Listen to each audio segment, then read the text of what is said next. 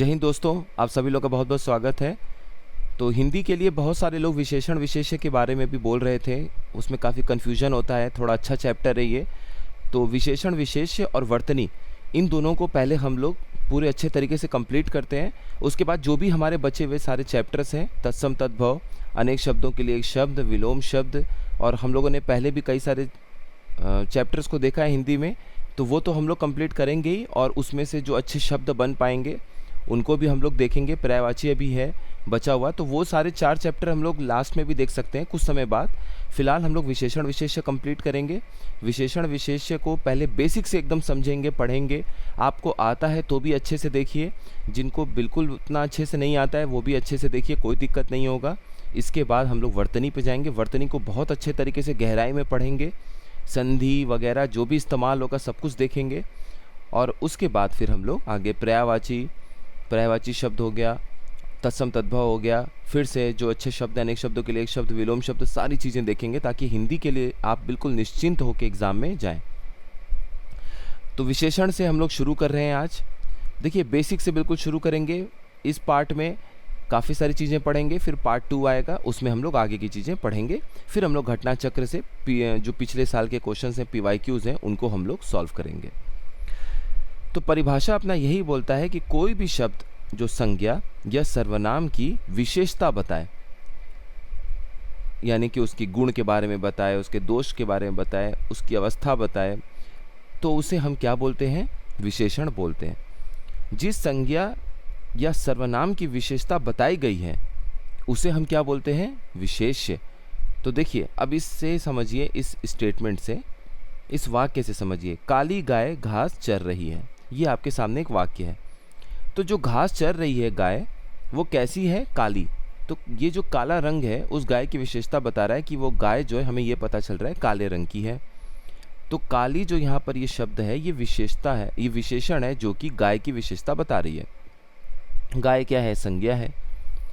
तो यहाँ पर विशेषता किसकी बताई जा रही है? गाय की। तो गाय यहाँ पर क्या हो गया? विशेष्य। गाय यहाँ पर विशेष्य हो गया, और विशेषण क्या हो गया? काली। क्यों? क्योंकि वो गाय की विशेषता बता रही है। तो जिस संज्ञा या सर्वनाम की विशेषता बताई जाती है, वो शब्द, जो शब्द संज्ञा या सर्वनाम का विशेषता बताता है, वो हो गया विशेषण।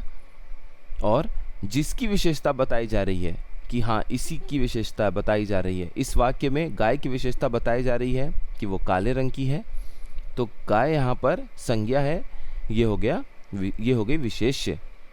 उसी तरीके से अच्छा आदमी सबका भला करता है। आदमी कैसा है? अच्छा है, जो सबका भला करता है। तो विशेषता बताई जा रही है आदमी की कि वो अच्छा इंसान है, अच्छा आदमी है, तो विशेषण क्या हो गया? अच्छा। और किसकी विशेषता बताई जा रही है? उस आदमी के बारे में कि वो अच्छा आदमी है, तो वो क्या हो गया? आदमी विशेष्य। यहाँ तक आप लोगों को क्लियर हो गया होगा। अब हम लोग विशेषण के भेद पे चलते हैं, और वहीं से हमारा असली विशेषण को जानने की गहराई शुरुआत होती है। विशेषण को 3 प्रकार से वर्गीकृत किया जाता है। पहला है स्थान के आधार पर विशेषण के भेद। स्थान का अर्थ यहाँ पर यह हो गया कि विशेषण जो है वो विशेष्य, यानी कि जिस संज्ञा सर्वनाम की विशेषता बता रहा है वो उनसे पहले आ रहा है वाक्य में या उनके बाद आ रहा है। अगर आप कोई वाक्य पढ़ें और उस वाक्य में जो विशेषण है वो विशेष्य के पहले आ रहा हो, तो समझ जाइएगा वो है उद्देश्य विशेषण। और अगर कोई विशेषण उस वाक्य में जिस संज्ञा सर्वनाम की विशेषता बता रहा है उनके बाद आए, तो हम उसे कहते हैं विधेय विशेषण। बिल्कुल आराम से समझिए एग्जाम्पल से। जैसे यहाँ पे मैंने क्या बताया आपको? विशेष्य से पहले लगने वाला विशेषण उद्देश्य विशेषण कहलाता है। जैसे ये लाइन पढ़िए, दीपा को मीठा सेव पसंद है। दीपा को मीठा सेव पसंद है। अब इस वाक्य में देखिए, सेव कैसा है? दीपा को जो सेव पसंद है वो कैसा सेव है? मीठा। तो यानी कि ये जो मीठा शब्द है, ये सेव की विशेषता बता रहा है। हमें पता चल रहा है कि जो सेव हैं वो मीठे हैं, जो दीपा को पसंद है। तो यहाँ पर सेव की विशेषता बता रहा है ये मीठा, और ये मीठा जो विशेषण शब्द है, ये विशेष शब्द सेव के पहले आ रहा है। देखिए, इसके पहले आ रहा है वाक्य में। तो ये किसका उदाहरण हो गया? स्थान के आधार पर जब हम विभाजित कर रहे हैं, वर्गीकृत कर रहे हैं विशेषण का, तो ये उद्देश्य विशेषण हो गया हमारा। तो दीपा को मीठा सेव पसंद है, सेब की विशेषता पता चल रही है कि वो मीठे हैं, और मीठा जो ये विशेषण शब्द है, ये विशेष शब्द सेब के पहले आ रहा है, इसलिए इसे हम क्या बोलेंगे, उद्देश्य विशेषण। इसी तरीके से बाकी ये स्टेटमेंट है, पीडीएफ आप डाउनलोड कर लीजिएगा जीएसएन करंट वॉरियर के ग्रुप में, वहाँ से आपको और चीज़ें मिल जाएंगी। यहाँ पे सारी चीज़ें लिख लिख के मैंने आप लोगों को बता दी है, बड़े आराम से सब चीज़ें क्लियर हो जाएंगी। विधेय विशेषण क्या हो गया, वो विशेषण जो विशेष्य के बाद वाक्य में प्रयोग में लाया गया है। जैसे यह चांदी खोटी सी है, चांदी की विशेषता हमें पता चल रही है कि ये खोटी सी है, चांदी की विशेषता बताने वाला शब्द है खोटी सी, तो खोटी सी जो विशेषण शब्द है वो विशेष शब्द चांदी के बाद आ रहा है। तो बस यहाँ पर कौन सा विशेषण प्रयोग हो जाएगा, विधेय विशेषण।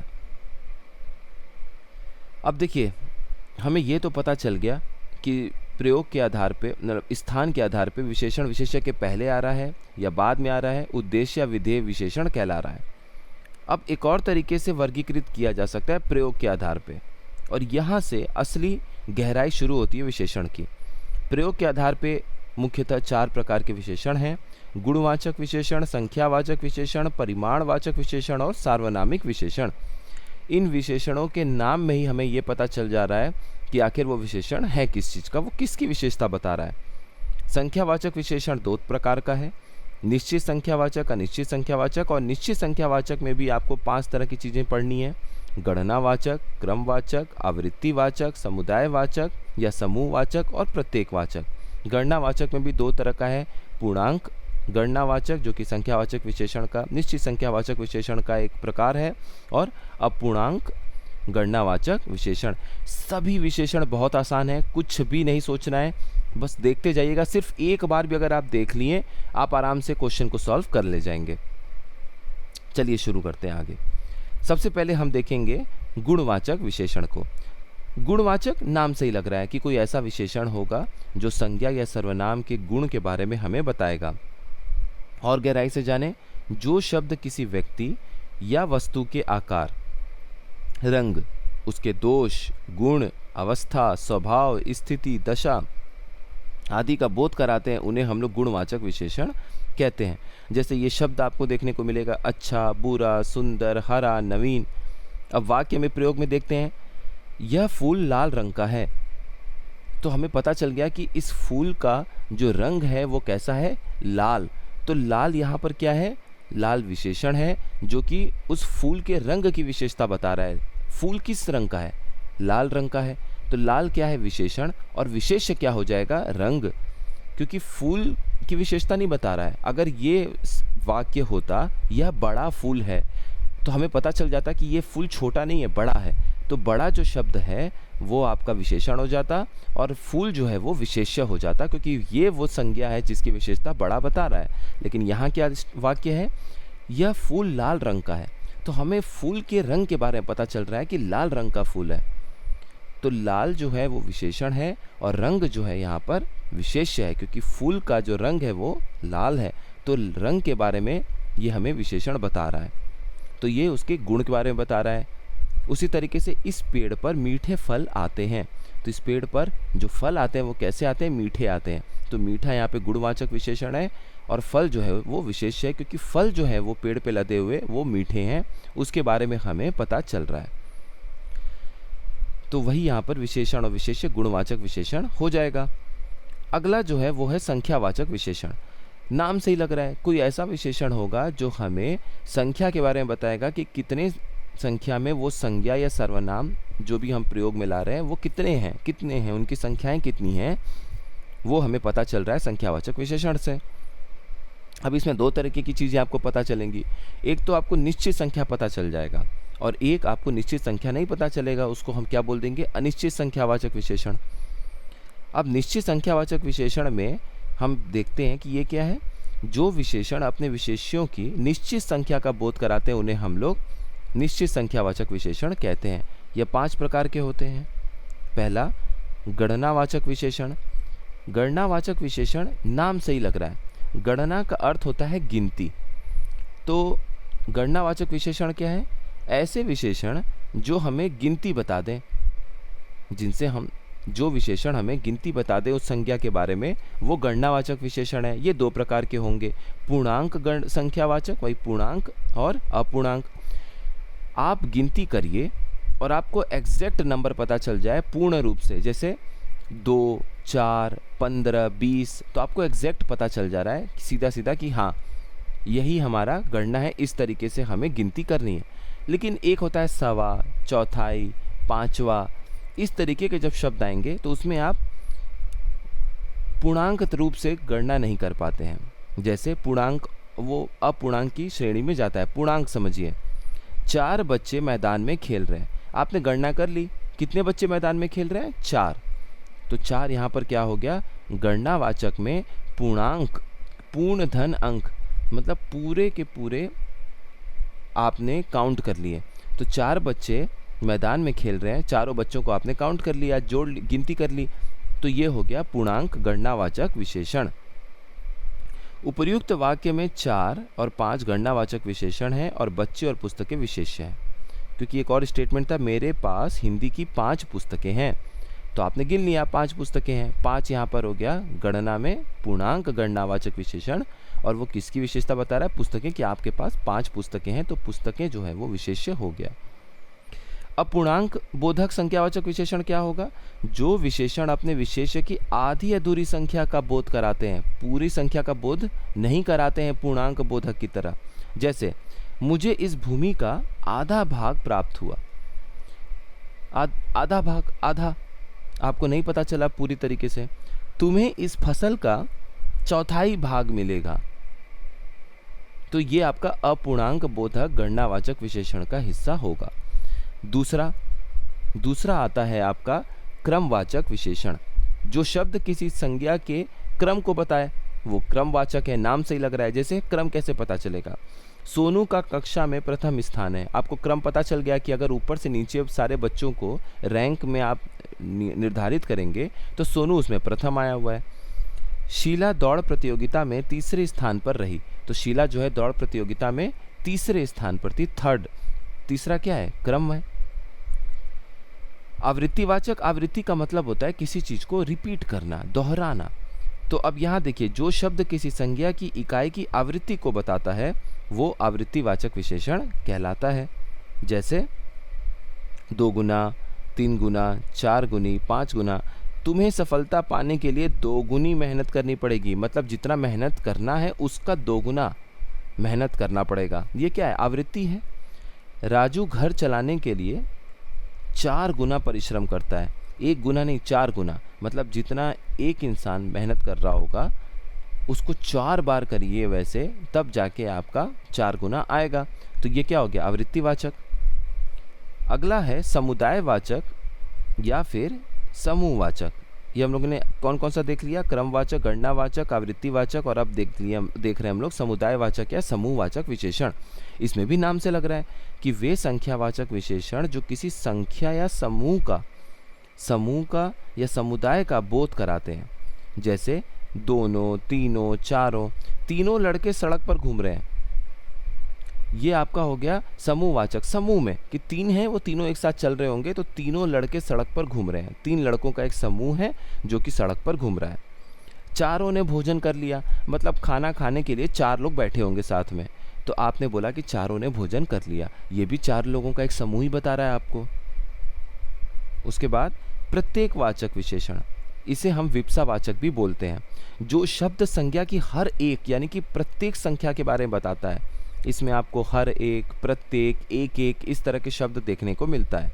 जैसे हर एक ने अपना काम पूरा कर लिया, ये सभी पुस्तकें प्रत्येक छात्र को दे दो, तो ये आपका विप्सावाचक या फिर प्रत्येकवाचक विशेषण का हिस्सा है। अभी तक हम लोगों ने जो भी निश्चित संख्यावाचक विशेषण के बारे में पढ़ा, उनके भेद के बारे में पढ़ा, उसको हम लोग समराइज कर लेते हैं जल्दी जल्दी। देखिए, गणनावाचक विशेषण पहले पढ़ा, गणना, जिसमें 2 तरह के था, पूर्णांक और अपूर्णांक गणना, जिसमें आपको निश्चित तौर पे संख्या का पता चल जा रहा है, 1, 2, 3, 4, 8, ये हो गया पूर्णांक गणनावाचक विशेषण। और जिसमें आप गिनती तो कर रहे हैं संज्ञा की, विशेष्य की, लेकिन आपको बिल्कुल निर्धारित नहीं हो पा रहा है उसकी संख्या, जैसे चौथाई, सवा, पौन, ऐसे। दूसरा हमने पढ़ा क्रमवाचक, आपको क्रम के बारे में जानकारी मिल जा रही है, जैसे पहला, दूसरा, तीसरा। आवृत्तिवाचक 2 गुना, 3 गुना, इस तरीके से आवृत्ति हो रही है। समूहवाचक ऐसी संख्यावाचक विशेषण जो किसी पूरे समूह के बारे में बता दे, दोनों, तीनों, चारों, पाँचों। और फिर हमने पढ़ा प्रत्येकवाचक, जिसमें आपको हर एक प्रत्येक संख्या के बारे में बोध होता है, जैसे हर एक, हर दूसरा, हर तीसरा, प्रत्येक, इस तरीके से। तो निश्चित संख्यावाचक विशेषण के जो 5 हिस्सा है वो हम लोगों ने पढ़ लिया। अब हम पढ़ते हैं अनिश्चित संख्यावाचक विशेषण के बारे में। ये भी इजी है। वो शब्द किसी संज्ञा की अनिश्चित संख्या का बोध कराते हैं, वे अनिश्चित संख्यावाचक विशेषण कहलाते हैं। जैसे कुछ, अब कुछ में आपको बिल्कुल निश्चित नहीं हो पाया संख्या कितना है, अधिक, थोड़ा, बहुत।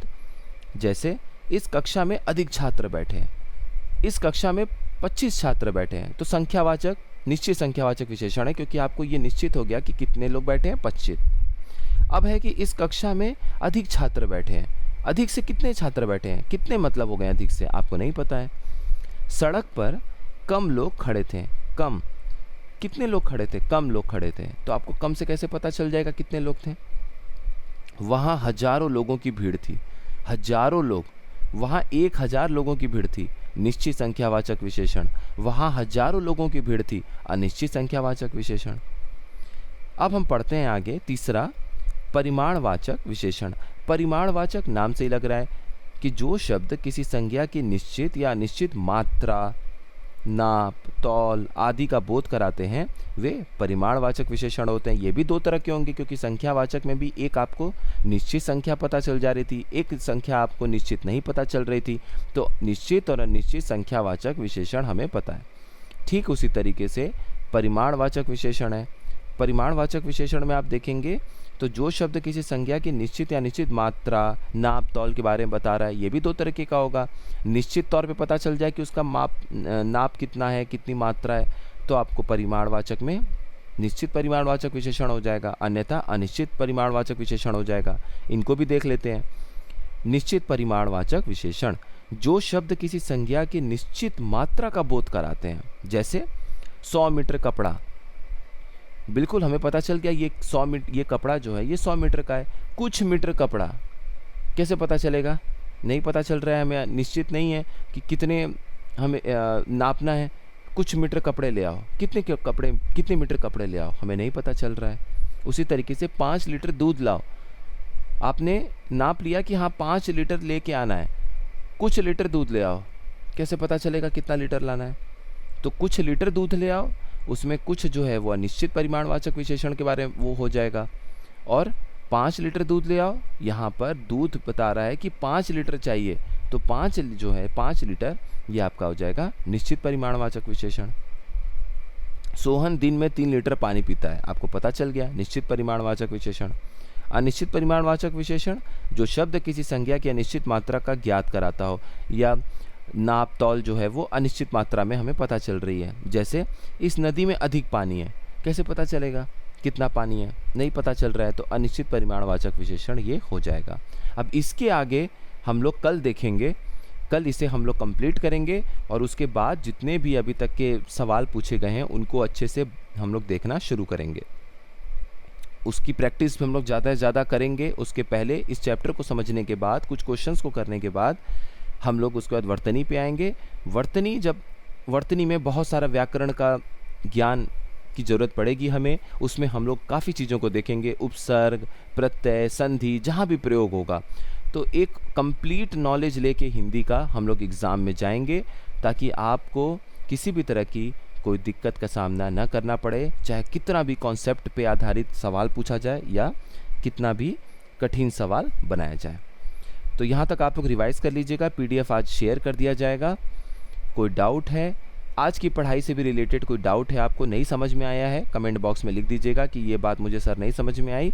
कल हम लोग उस पर पहले चर्चा करेंगे, फिर आगे की चीज़ को हम लोग देखेंगे। आप सभी लोगों का बहुत बहुत धन्यवाद।